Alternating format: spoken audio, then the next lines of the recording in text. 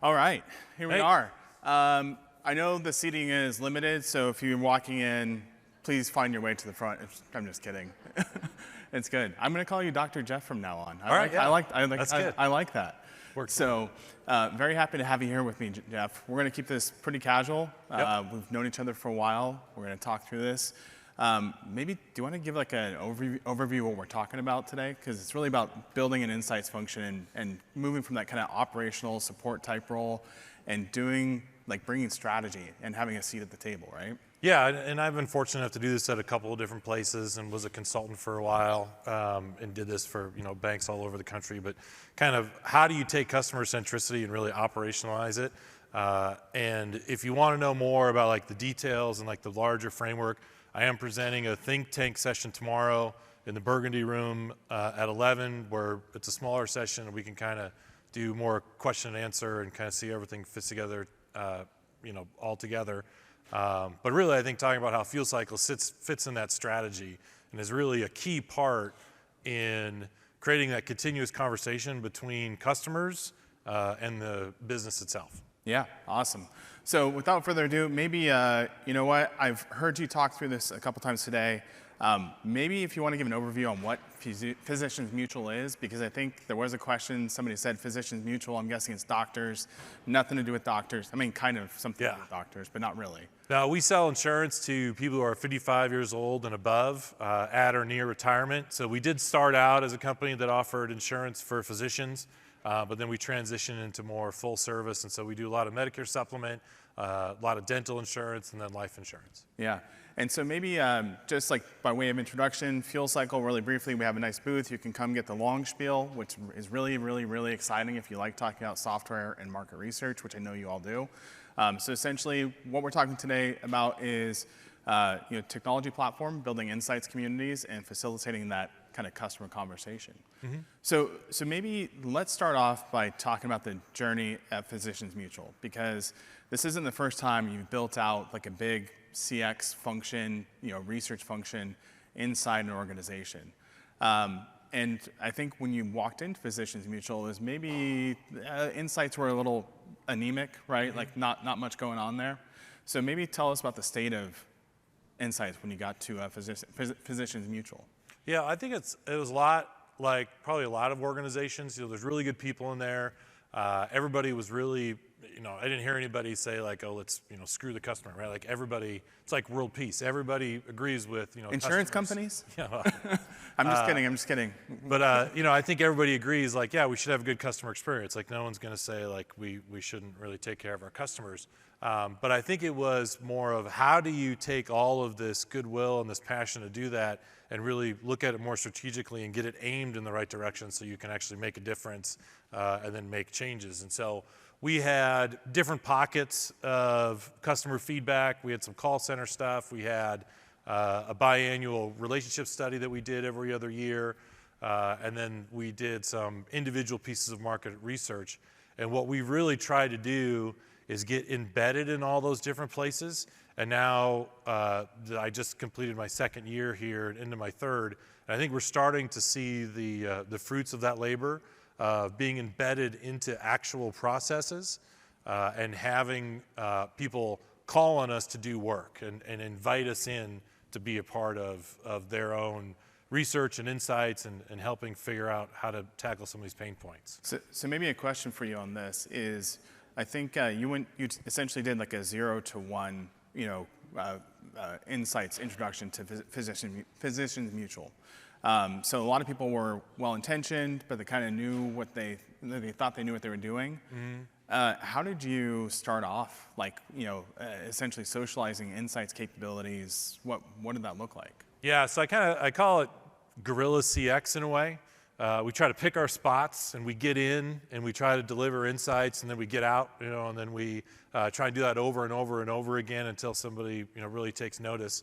So one of the things that we talk about on my team is anytime research comes back, what did we learn about it and how do we think that can help the organization and where can we insert that into different conversations? And so we would literally invite ourselves to meetings we would try to build relationships with folks and like, oh, this group is meeting with this vendor, or this group's talking about this process. Do you mind if we just sit in to learn?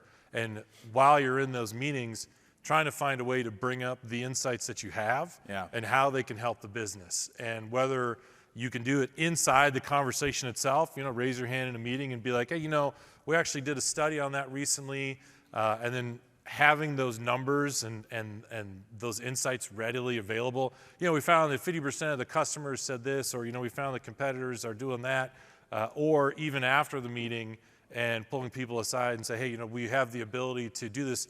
Do you mind if we go and ask this question of the customers and I bring something back to you? So it's not necessarily people asking for it, because if you don't have that insights, they don't even know what to ask, right? They don't even know what they don't know. They don't know what our capabilities are. I mean, this is the second time I've implemented Fuel Cycle in an organization, and I can't tell you like how many times I've had to explain to people what it is until they finally get it. I've done it a couple places where I'll give a demo for someone and they'll be like, oh, how long have we had this? And I'm like, we've had it about 6 months, and this is the second time I've demoed it for you. And not memorable. It just takes a while, for people to get some traction. But like I said, we're starting to see the fruits of that, where people now know what we're capable of. They know the tools that we have. They know that we know our stuff. And then they're now starting to come and say, hey, can you do this for us before we make this decision?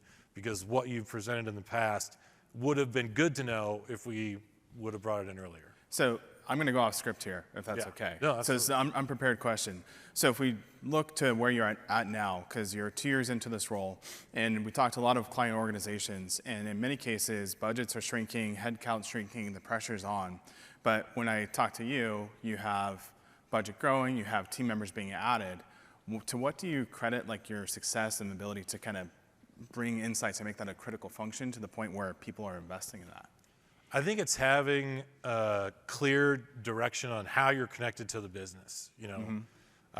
One of the things that we were fortunate of is on our website, if you go there, you'll see that we talk about 95% customer satisfaction.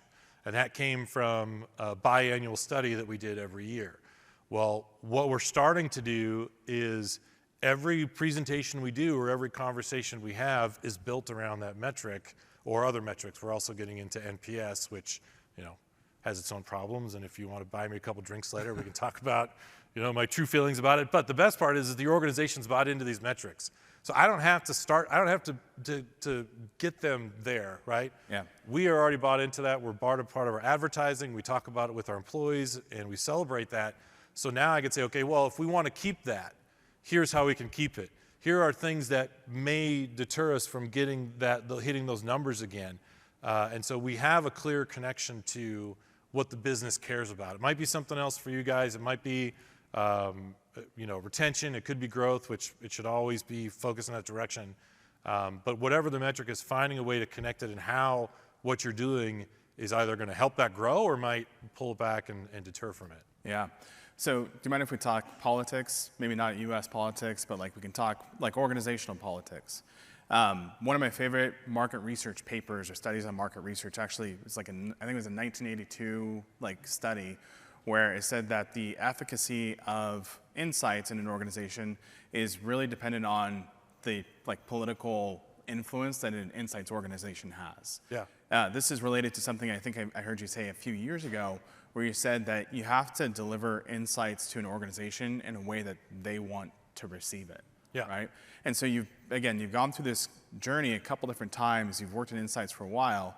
How have you changed or kind of differed your approaches across career-wise in order to deliver insights in a way that they're received by the organization? Yeah, I think because if you were here at the AI workshops yesterday, I apologize, I don't remember who said it, but they were talking about what are the things that AI can't do? Well, AI can't build relationships. And so one of the things that I've learned is that the insights that myself or the insights that my team give are only as good as how much people trust me and trust our team. You could have all the data, you could have all the numbers, but if they don't think that we're doing it the right way, if they don't think we're doing it in a reliable and valid way, if they don't think that we are not biased or whatever it might be, they're not going to believe it.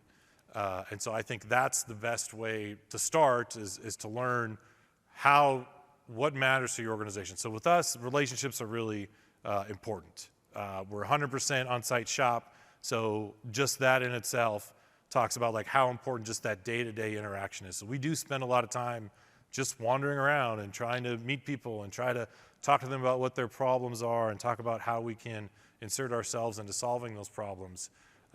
So to us, like speaking the language of the business, find out what's important to them, find out like how you build relationships, find out, you know, what is going to make them believe you, not necessarily the data, because, you know, at the end of the day, it's not Santa Claus, right? You don't get to choose to believe it or not. It's the numbers. But what will they believe is the person who's delivering it.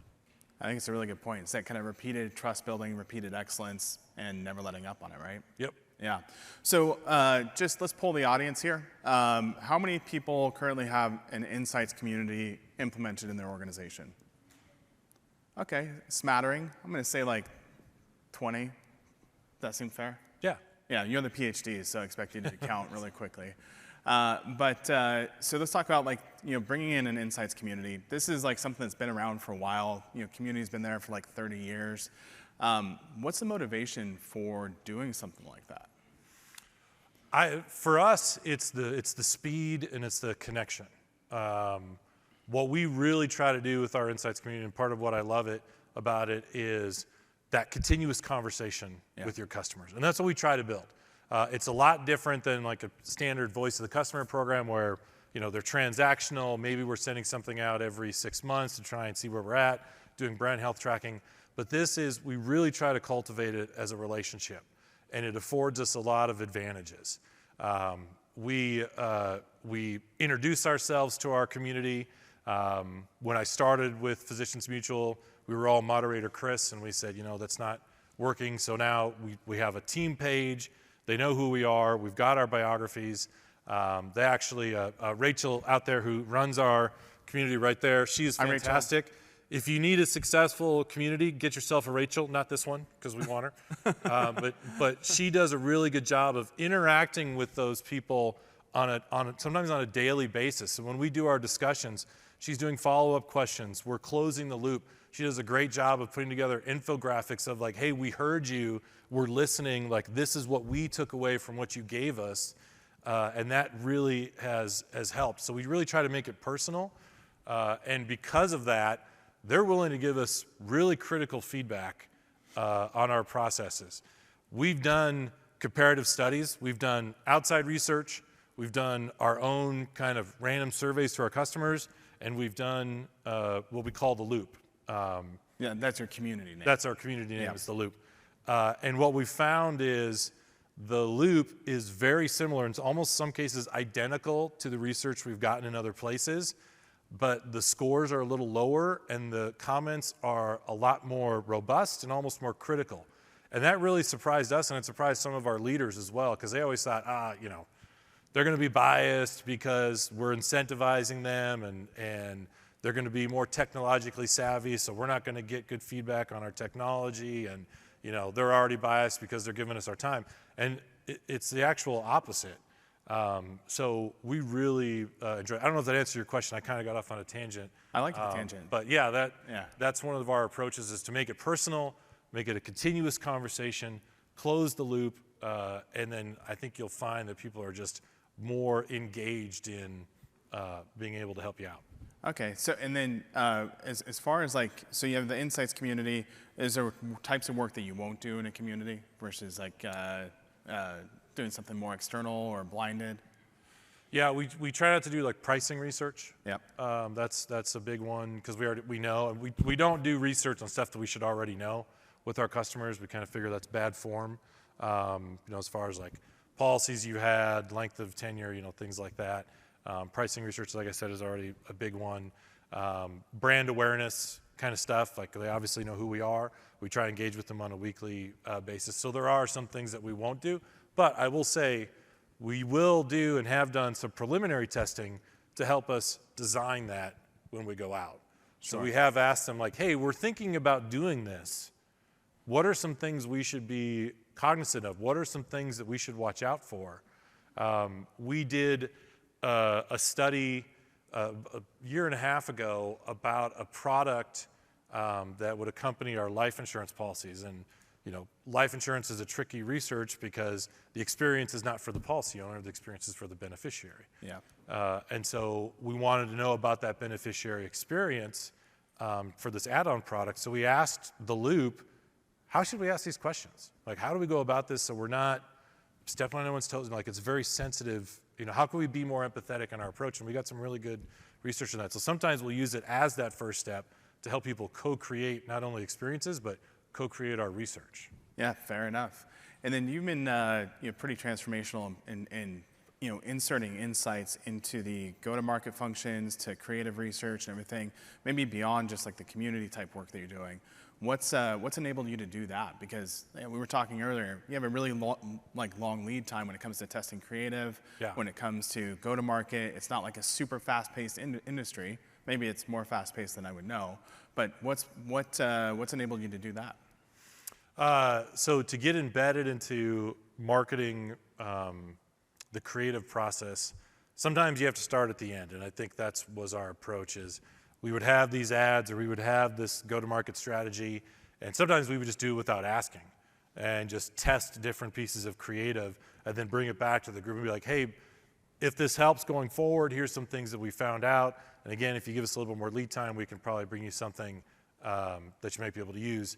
And you start doing that, and then eventually you get a little earlier in the process. You still get those folks that are like, we're launching this next week, but we still wanted to talk to some customers, and regardless of what they say, we're still gonna have to go forward with this. Like, okay, we never say no, right? We're just like, yep, absolutely. Can you get this for us in a week? We can probably get you something, but I don't know what it's gonna be. And so you just start chipping away at that, and we found that eventually you do a good enough job with that people start backing up their asks. And then if you get more than one person asking, now you got a queue of work. And now you got people who are competing for your services. You're like, hey, listen, love to, but digital e-com just asked us to do something for the website. We can't get to it until next week. Is that fine? And then now you're starting to have a conversation of like, how do we build this out so we can get you stuff ahead of time? And actually, starting in 2026, we are now a checkpoint in our creative process, which is going to save us, a ton of money in doing pre-testing of some of our stuff that we used to test, having to send out actual direct mail and wait 3 and 4 months for stuff to come back. So we're much faster feedback. Much faster feedback, taking away a part of a process that was really heavy, really labor intensive, real resource intensive, and so now we're actually capturing ROI because of that. So my advice to you, creative and marketing is a great place to start to capture ROI because they have to spend money to do that. And so if you can take away a piece of their process, they should know exactly how much that costs. Fair enough. Can we talk about AI? Is everybody tired of talking about AI? Like, anybody wish it was called something different? Because saying AI a lot is a little frustrating. But is it okay if we talk about Absolutely, yeah. Yeah, and Rachel, feel free to chime in from the back if you've got opinions too. I welcome your opinions. So we talked a lot about like the way that Insights is being transformed, and we're going to jump in not to your community, but we're going to jump into a fuel cycle environment, and we're just going to do something real quick. We're going to go ahead and let's go ahead and just create a survey. So we're going to design a survey with AI, and we talk about the speed and expectations and the way it transforms Insights. We had a business question that you had previously. I think I took a picture. Do you want to remind me of the business question that you had? Yeah, so right now it's annual enrollment period for Medicare supplement. So if you watch the Hallmark Channel or your parents watch the Hallmark Channel, you're probably getting inundated with ads and stuff like that. So what we want to do with our community is we want to know, one of the questions we have out there is, how do you gain reassurance that you're making the right decision when it comes to Medicare or Medicare supplement? All right, so Physicians Mutual. All right, I'm going to tell you something. While you're typing in front of other people, first of all, there's nothing so terrifying as typing in front of other people, right? Because I'm definitely going to mess up. And there's nothing so boring as watching other people type. So we'll do this. So but at Physicians Mutual, we want to know, what was? How do you gain reassurance that you're making the right decision around purchasing Medicare supplements? All right, Supplement purchasing Medicare supplements. There we go. There we go. I got it. Thank you. Thank you. Thank you. I didn't mess it up too badly. So we're going to go ahead and just generate a survey. And really the intent around this is because like we've talked about this. You were at this AI stuff yesterday. You know, the real kind of unlock is that you're out of the mechanics of the business. And so or out of the mechanics of insights. And so we're going to try and understand and talk about the impact that this type of technology is having on you and Rachel and the way that it influences the way that you can deliver insights back to the organization. So we've gone ahead and just kind of generated a quick research brief. And I don't know, do we have any like strong critiques of this? Anybody want to make changes? We can make changes to this kind of concise thing. No? No terrible feedback? Okay, so we're just going to say, go ahead. And we're going to go ahead and we're going to start programming the survey. So anybody still program surveys today? Or you mostly have other people? I hope that you don't love programming surveys because it's going away. First of all, I haven't met anybody that loves programming surveys. There are some people, but I hope you don't love it because it's going to go away. And while we're letting the survey go ahead and generate, we're going to kind of flash forward maybe just ahead to talk about like the insights part of this. And we're obviously not going to field this, but one of the things we're going to call out is we're going to go find another study, maybe one that outside the category of insurance, but on smart glasses. And so we're going to say we've done things like crosstabs, and of course things like crosstabs, like there's tons of them. You know, there's all sorts of, it's a lot of data to read through. And I have ADHD, so I can't read through them. But essentially what we're going to do is we're going to let this load on hotel Wi-Fi, and then we're going to go ahead and pop out like an AI summary. And so we have the study on smart glasses. We run through. We have a whole kind of top line written for us. And of course, like using like capabilities here, we can generate PowerPoint presentation, essentially deliver your top line. If we wanted to go like look at things like, like a qual study, or actually if we wanted to look at, let's go ahead and let's say we want to look at, let's find this smart glasses survey again. If we wanted to run like a data quality agent, you have fewer issues with data quality just given your audience. But if we want to go through and use AI to run a data quality check and look for like logical consistency and things like that, we can do all those things in moments, things that used to take a very long time, and we've compressed the time down a lot. And embarrassingly, we're not able to process this request. I'm going to blame the hotel Wi-Fi. So it's not me, it's the hotel Wi-Fi. We'll try again. But you can imagine that it's been a survey that's been generated, programmed. We can go through and edit and do all those things. But the key thing, kind of the key point that we're trying to illustrate is that the mechanics of doing research are just, it's going from hours or days to like seconds, as long as you're not on hotel Wi-Fi, right? So the question is how is that changing things for you, right? How is it actually impacting like the way that you and Rachel are delivering insights back into the business today? Yeah, so the first thing is obviously efficiency. We trim everything down. It takes care of starting from a blank slate. It allows us to have a common message between myself and the rest of my team. So I talked about how important that was, that we know what we want to talk about. We have key data points that we think the business needs to know about. This really helps us get to those quicker, so we can do discussion boards, we can do surveys and stuff within the panel, and then by the time we close it the next week, we can already say, okay, here's what we learned. We're walking into a meeting where they're talking about the marketing plan for the Medicare annual enrollment period. Here are things that we just found out that we want to make sure that we include, that then helps us build that relationship with folks that like we have the ability to deliver insights on stuff that we're going through right now. We don't have to wait 2, 3, 4 weeks for a study to finish. We have some pretty key data points. If we're going to do something much larger, we still have to go in and clean it. Like I said, it's not something that replaces us.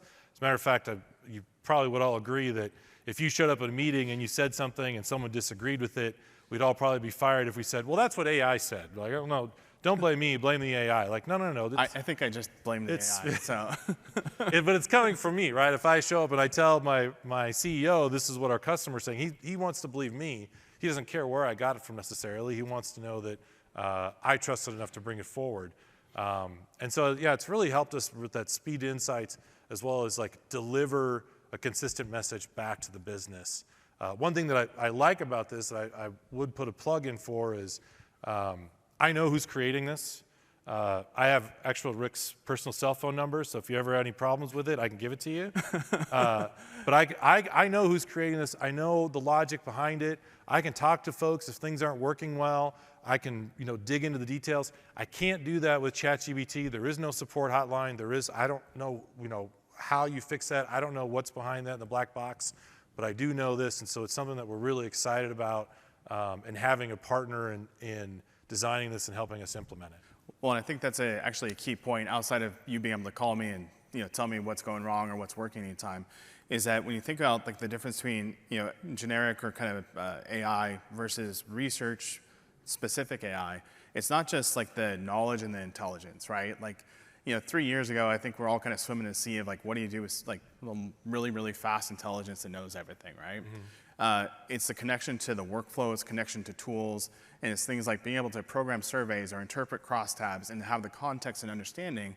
And one of the things that we've been really big on is a concept we call enterprise personalized AI, where we're actually starting to tailor the outputs and the inputs of AI to your organization. So there's, it's Physicians Mutual, their research AI versus in a kind of a generic, general purpose research AI, right? Yeah, and that'll be key, because as we start to learn and we use it more, that's just going to make things a lot quicker, especially if we can get the output in a format that we, is templatized to how we talk about and our goals and things like that. Yeah, awesome. So maybe a couple more quick questions here, and then we'll take your questions. If you're thinking out or talking to somebody that is building this 0 to 1 insights function, or maybe it's a pre-existing kind of already stable insights function, and one of the things we hear a lot is that people want to sit at the table, they want to influence strategy. You're doing that on a very short time frame. Mm-hmm. What advice would you give those people that are kind of trying to have the same outcome, where you have a team that's growing, you have budgets that are growing? What is it that's enabled you to do that, and how can somebody else replicate that? I think it's a marriage of art and science. I would say it's ABC, right? Glenn Gary, Glenn Ross. Anybody? Am I dating myself a little bit? Awesome movie. It's a great movie. Right. ABC, always be closing. So I think when you're starting a new function, that's kind of there's a bit of a sales job, right? Like, how can this help? How can I help you? What can we do for you? And then finding those people that value what you do, or at the very least are interested in what you have, and then just keep working with them and keep building those relationships and try to deliver stuff to them. Like I said, sometimes when they don't even ask for it, because if you have starting a function and nobody knows you exist or not even sure what questions to ask you, they're not going to know what they can bring to you. So bring that forward and be like, hey, I know you were working on this project. I know it's already done, but here are things that we found out that might help you for the second iteration. And if you'd like, we can go out and do this. We can do this with it. We can do further insights and stuff like that. And then once you've built that group, or you've built that capability, then just try to expand that circle as much as possible. So it's really about finding those internal champions that can help you. And then I am completely, I am not ashamed to ask people, to be like, hey, can you do me a favor? When you talk about this, can you tell your boss that you really value this? Can you tell them where it came from? Can you, because if you've built that relationship, people understand. People understand how organizations work. They understand that you're new and you're trying to prove your own value. And so I am not ashamed to do some self-glorification, I guess, and trying to get people to sing our own praises, because you need that. Yeah. So maybe to kind of wrap this up and kind of summarize what we talked through. So I think we started with, you're building a net new insights function.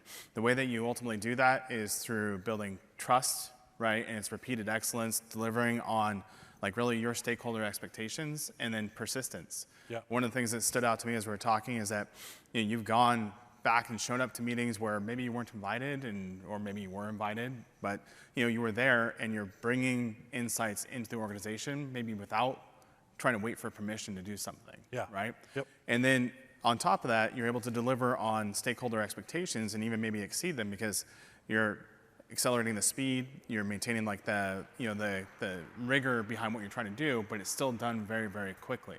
And then finally, I think just, wrapping it up is what you said now. It's like, building a reputation and socializing capabilities and being very, very persistent with the need for insights. Does that sound fair? No, that sounds fair. Summary? Yeah, that's a very good simplification of the last 2 years of my life. And so if anybody wants to dig in that anymore, please, grab me or hit me up on LinkedIn or join the session tomorrow, and I'd be happy to dive in a little bit further. All right. And before we jump to questions from any of you, I will also call out that Jeff is a busker, one-man band busker. Yeah. Right? So he plays guitar, drums, and sings all at the same time. Yeah. We probably should have started with that fact. Oh, yeah. Yeah. Maybe he actually done a singing I didn't say very session. well. It's more than I can do. But anyways, we'll go ahead and see if there are any questions. Questions? Or just stunned silence? Everybody was amazed, except for that guy. Just kidding. Just kidding. Just kidding. Any questions? It is lunchtime, so Fair enough. Yes.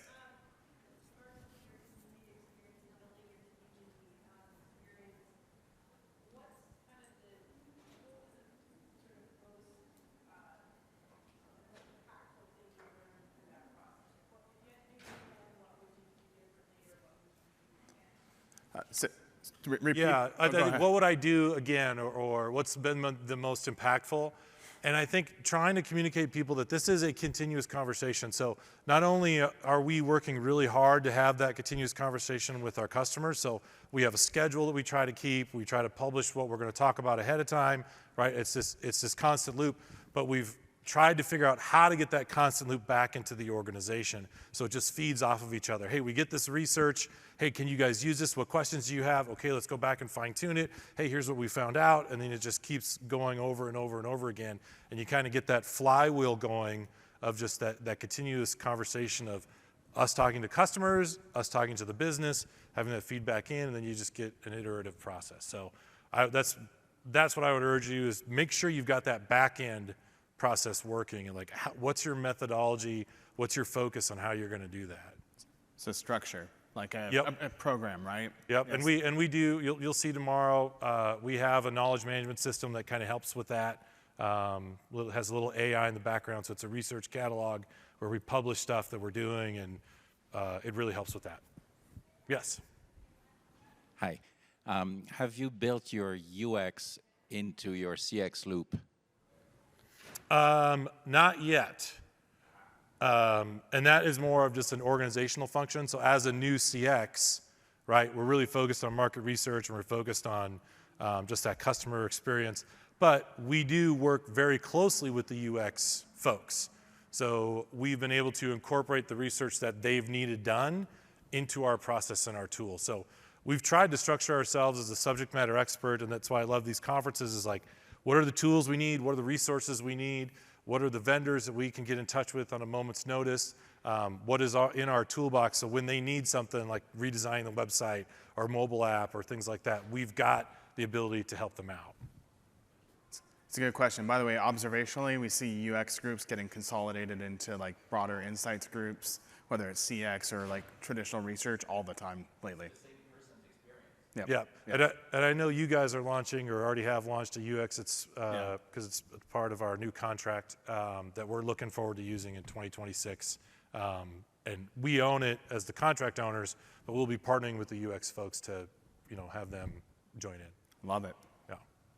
Any other last-minute burning questions? If not, we got a booth. You got Jeff on LinkedIn. You got Jeff's session tomorrow. And thank you so much for joining us.